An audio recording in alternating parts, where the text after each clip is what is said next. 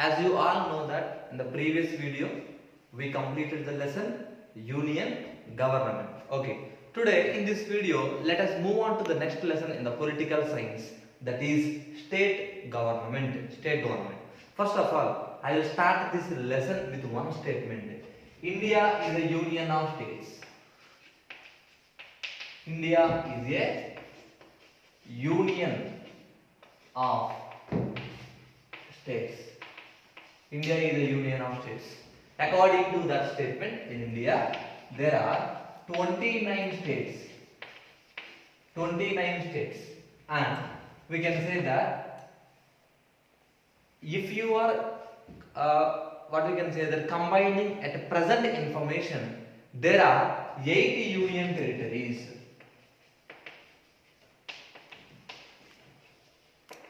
8 union territories. Why? Because means recently Ladakh is a place is declared as a union territory. See, if you observe in the textbook, they will mention 6 union territories. Why? Because means among 7, one will be NCT, National Capital Territory. That is nothing but Delhi. Delhi is considered as a NCT, National Capital Territory. So now at present there are 29 states. Recently added state is Telangana and recently added UT is Ladakh. So as per the statement India is a union of states, it will be contains 29 states and 8 union territories, that will be including Ladakh. So here state government also follows the model of union government. State government follows model of union government. Model of union government. State government also will be following model of union government. Say union government will be generally comprises what here? Union government will be comprises with legislature,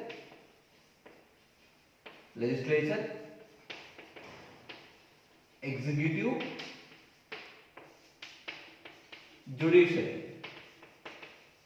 Is it correct or not that we discussed in the previous lesson? Union legislature, union executive, union judiciary. In the same manner, state government also follows. We can say that legislature,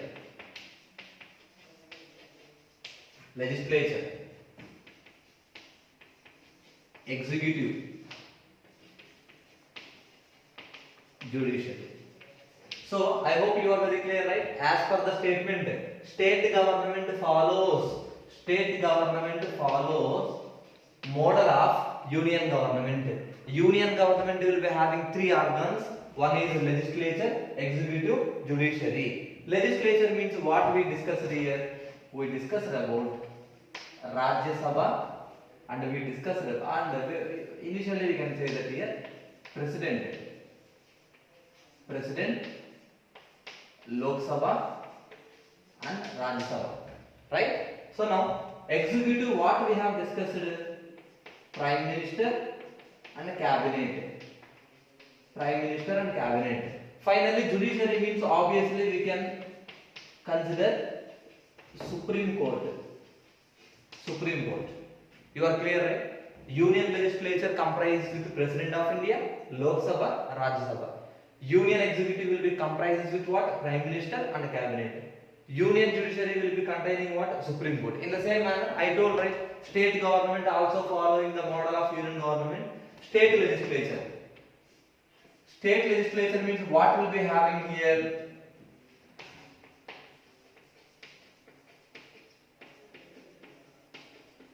Vidhan Sabha.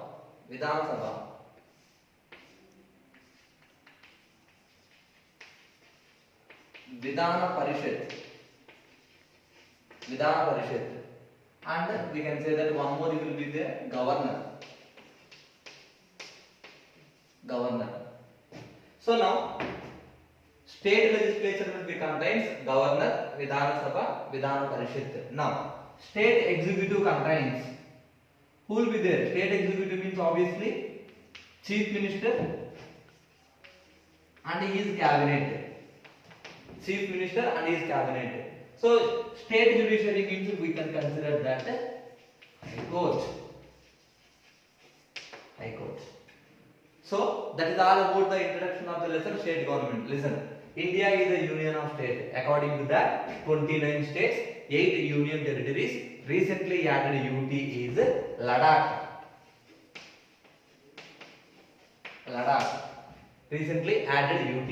So here state government is following the model of union government. As according to that, union government will be contains 3 organs: legislature, executive, judiciary. Legislature contains President of India, Lok Sabha, Rajya Sabha. Executive contains Prime Minister and his cabinet. Judiciary means Supreme Court. In the same manner, state legislature will be contains Governor, Vidhana Sabha, Vidhana Parishad, and executive contains cabinet and chief minister, and judiciary means High Court.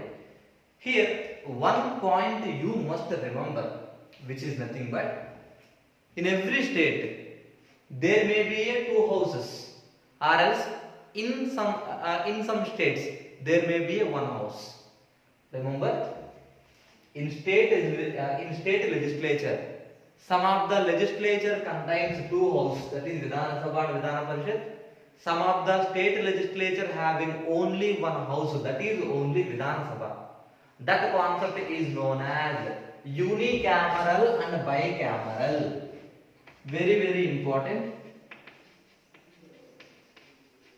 Unicameral, bicameral. Unicameral means if state legislature having only 1 house, that is known as unicameral. Uni means 1. If the state legislature having 1 house means unicameral. If the state legislature having 2 houses, that is Vidhana Sabha and Vidhana Parishad, that is known as bicameral. Now you can say Karnataka is a unicameral, bicameral.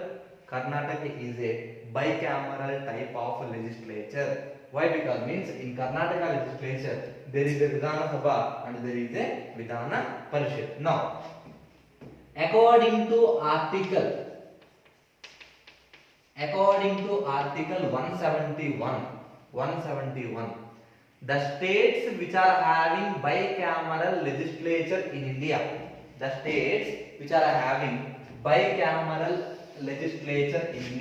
what are the states here?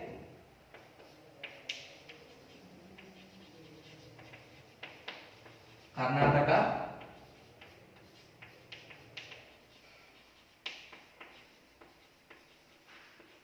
Uttar Pradesh,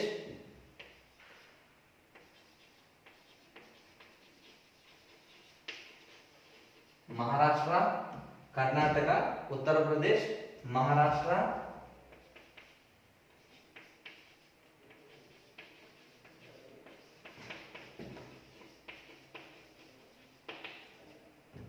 Jammu and Kashmir,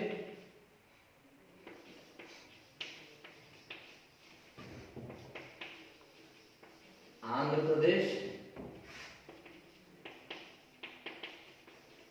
Bihar,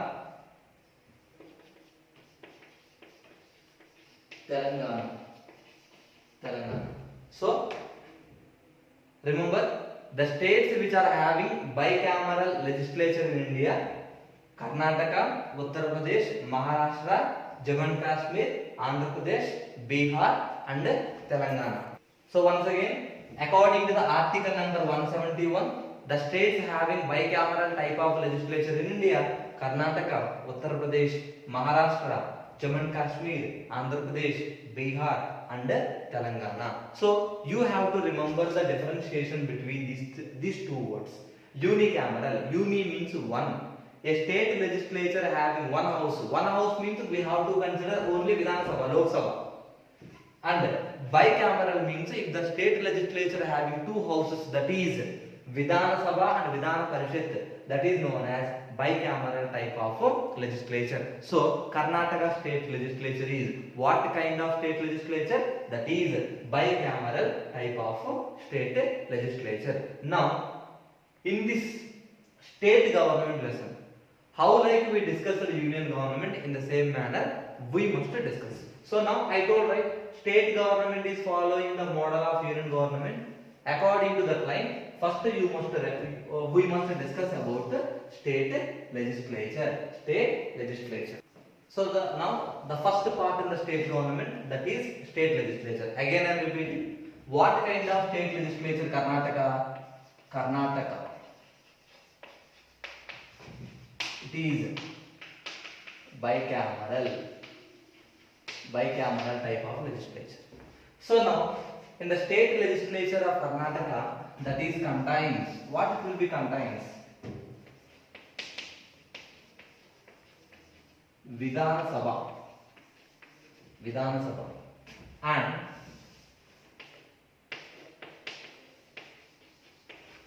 Vidhana Parishad. Along with Vidhana Sabha and Vidhana Parishad, governor also will be there. Okay, governor also one of the important key component of state legislature. Now Vidhana Sabha. Vidhana Sabha also known as Legislative Assembly. Legislative Assembly. So in the same manner, Vidhana Parishad also known as Legislative Council. Okay. Let us forget about Vidhana Parishad. Later we will discuss. First of all, let us discuss about the lower house of the house, that is Vidhana Sabha. Remember, the strength of Vidhana Sabha, that is depending upon population of the state. The strength of Vidhana Sabha, that is depending upon population of a state. According to the population of a particular state, the strength of Vidhana Sabha is depends upon. See, the members of Vidhana Sabha are directly elected by the people. That is the reason why this house also known as lower house. Lower house. Why it is called as lower house? Because the Vidhana Sabha representatives are elected by the people through elections. For every 5 years, general elections will be there, right? So, in that election, they will select the representative. That is the reason why Vidhana Sabha also known as a lower house. So, here, the strength of Vidhana Sabha, I told it is depending upon the population of a state. The minimum strength is 60 and maximum is 500. The minimum members of Vidhana Sabha is 60, the maximum members will be 500. Means the members of Vidhana Sabha, that must not be less than 60, it must not be more than 500. Minimum and maximum. And among all the members of Vidhana Sabha, all the members of Vidhana Sabha, one Anglo-Indian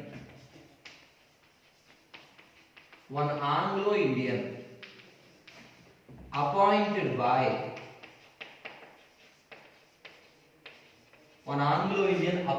by governor here. Governor. Just you can compare this point with the union government. In the Lok Sabha also one Anglo-Indian, two Anglo-Indians are nominated by the president. Here in the state government, one Anglo-Indian, only one. One Anglo-Indian is appointed by the governor of a particular state. In this manner, the remaining members of Vidhana Sabha, they are appointed through the elections only. They will directly elected by the people. But here, some states, example, Mizoram. Here, the members of Mizoram Vidhana Sabha is only 40. Remember one thing here, even though the members are less than 60, there must be a Vidhana Sabha. Why? Because means Vidhana Sabha members are the representatives of the people. That is the reason why some states they don't have bicameral, only unicameral. Unicameral means what house they will prefer? They will prefer to have only Vidhana Sabha while compared with Vidhana Parishad, that is Legislative Council. See here, for this point one exception will be there. Here they have mentioned minimum members will be 60, right? But some states like Mizoram and Sikkim and northeastern states, the total members it will be less than 60. But there should be a Vidhana Sabha in their particular states. So among all the members, one Anglo-Indian is appointed by the governor. One Anglo-Indian appointed by governor. So Vidhana Sabha representatives elected by the people, they can enjoy their power. They can enjoy their power until they are having confidence in the house. Now, so coming to Karnataka. In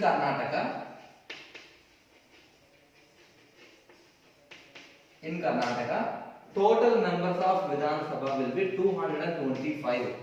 225. In that, 224 appointed by people. 224 members are appointed by people, and one will be Anglo-Indian.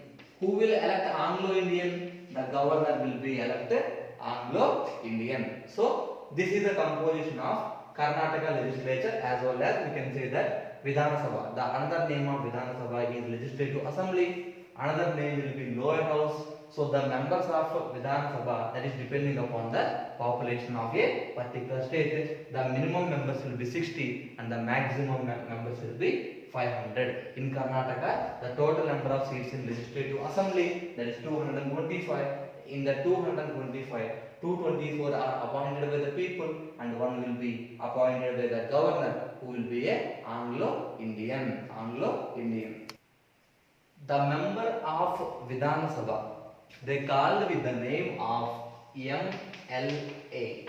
MLA means member of legislative assembly. Member of legislative assembly. A person want to be a MLA. What are the qualifications he needed to contest in the elections? So now, what are the qualifications?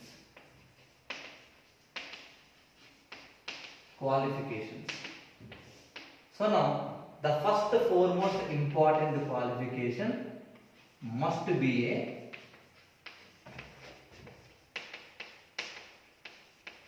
citizen of India. Must be a citizen of India. The second qualification must have the age of 25 years. Age of 25 years. Means 25 or more than 25, they will consider 25 years. Third one, he should not be a unsound mind.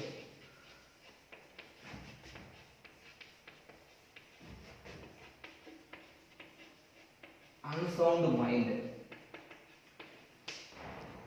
and should not punished under law.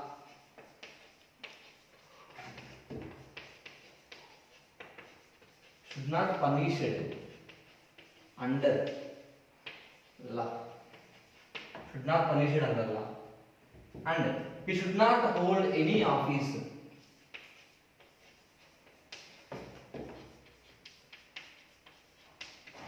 Should not hold any office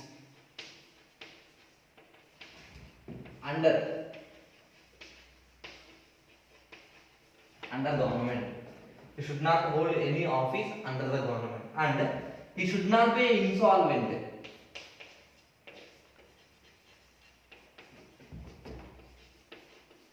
He should not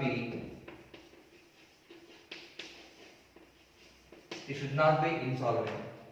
Along with all the qualifications, whatever the qualifications mentioned by the parliament, he should possess all the qualifications. See, the first qualification is needed. A person who want to contest in election, he must be a citizen of India, and after that he must have the age of 25 years or more than 25 years.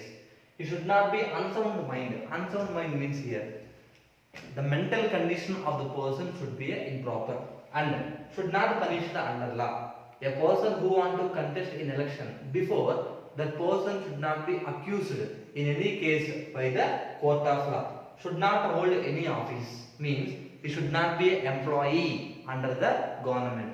If he is an employee means he should resign from his post and he should contest in the election. And finally, you should not be insolvent. Insolvent means what you know? You should not have more assets rather than income.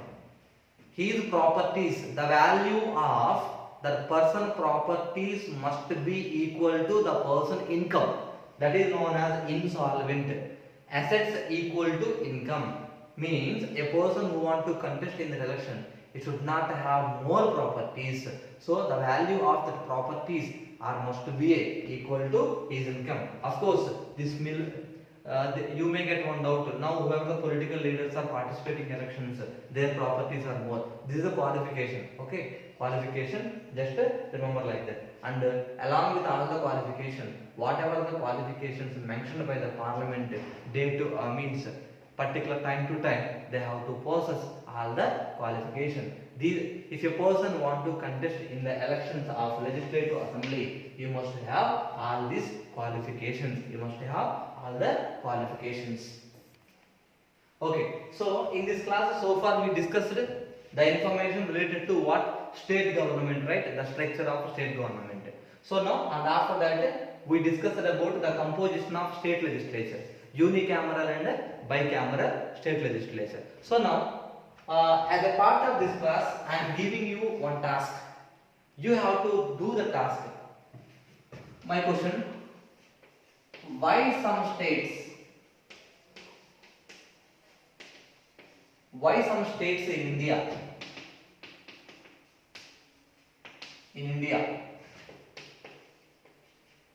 why some states in India having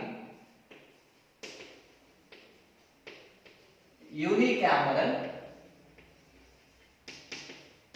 legislature? This is my question.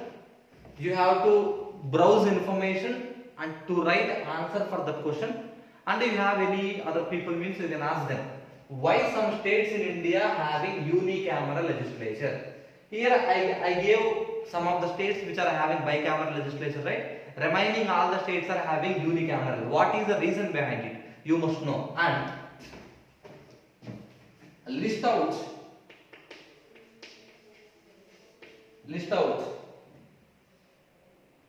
what we can say that list out the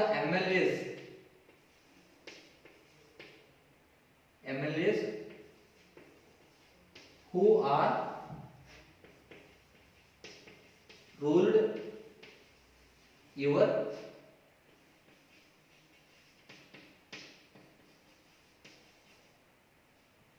region. Constituency we can say that rule your region. List out the MLAs who are ruled your region so far. So these are the two important works you must do. So now here we discussed the qualifications needed, right? What are the qualifications are needed? And as a part of that lesson, so far we discussed state legislature, that is Vidhana Sabha and Vidhana Parishad. So Karnataka will be the bicameral, having two houses of state legislature. Okay, this is the end of today's class.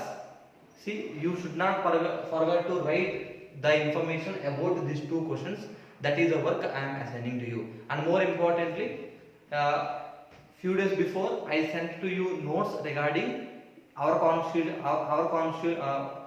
constitution as well as union government. You must complete the notes of the two lessons and you must thorough it. So we will meet again in the next class to discuss some more important topics in the state legislature.